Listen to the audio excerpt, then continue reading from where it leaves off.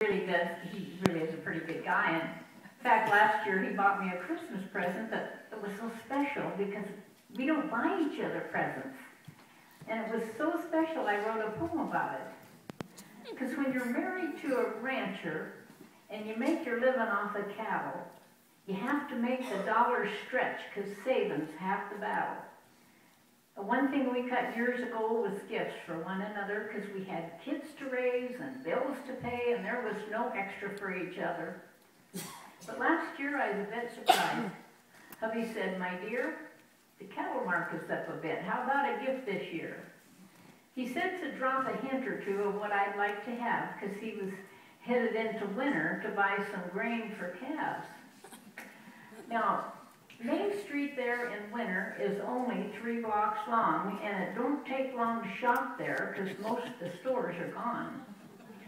But there's a jewelry store on Main Street with rings of every kind, and I've seen one in the window that was imprinted on my mind. So I told him he would see it in a window in a store on a corner there on Main Street.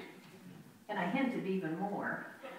I said it's round and it's shiny, and I wanted one for ages. And this one is on special. It won't take a whole month's wages. I told him it was silver because he's a little colorblind, and I sure don't need a big one. If it's small, I will not mind. I just knew that it'd be special, and tears welled in my eyes. I could not wait till Christmas to get my special prize. And imagine my excitement when Christmas finally come. No gift from him for 20 years, and he finally bought me one.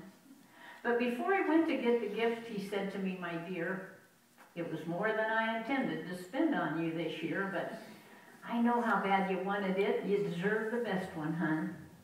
They had them in 3 sizes. I splurged and bought the biggest one.